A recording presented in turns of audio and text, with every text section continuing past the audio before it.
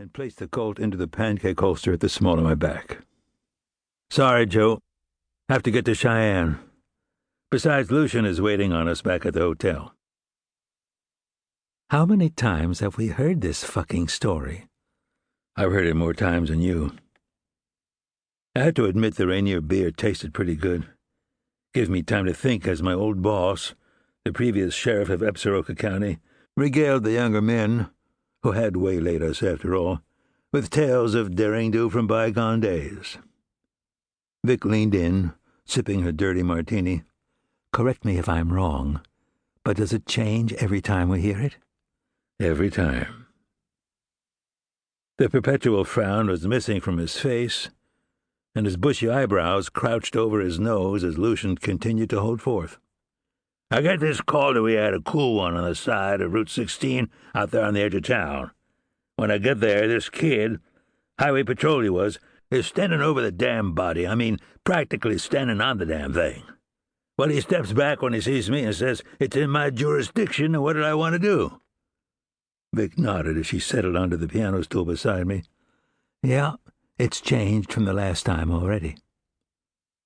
The first establishment near where we now sat was a tent town called Antelope that had popped up near Fort Fetterman and, appropriately enough, Antelope Creek in anticipation of the Wyoming Central Railroad back in 1886. Decamping and later moving their tents 2 miles west of the intersection of the Texas and Bozeman trails, the residents got serious and renamed themselves Douglas, after Senator Stephen Douglas, the 5'4" little giant most famous for losing the presidency to a then relatively unknown log splitter from Illinois, 6'4" Abraham Lincoln. I stared up at the old pressed tin ceiling.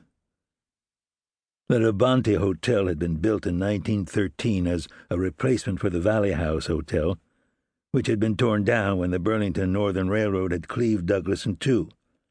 I often wondered why, with nothing but open land all around, they had decided to run the railroad right through the middle of town. The Levante got its name from the first resident of Converse County, Pierre Lebant. It had recently been updated, but was still old school. Most of the younger officers, deputies, and highway patrolmen stayed at the more modern digs on the strip near the interstate, but Lucian had brought me here when he first hired me, and we were creatures of habit. Near the piano there was a pool table and a dartboard, where I'd sometimes seen Lucian compete, the extra darts embedded in his fake leg, an intimidating gesture for the benefit of his opponents. Noodling around on the battered upright, I watched as the old one-legged sheriff sipped a Wyoming whiskey, his preferred libation when away from home, where he kept a bottle of Pappy Van Winkle's Family Reserve 23-year-old in the corner cabinet back of the Durant home for assisted living. There was a big patch of blood at the back of his scalp, and I asked the HP if he was sure he was dead, and the troop said, "As Kelsey's nuts." So I pulled the kid's wallet and flipped the body over, where I noticed there are little blue threads all on the front of him.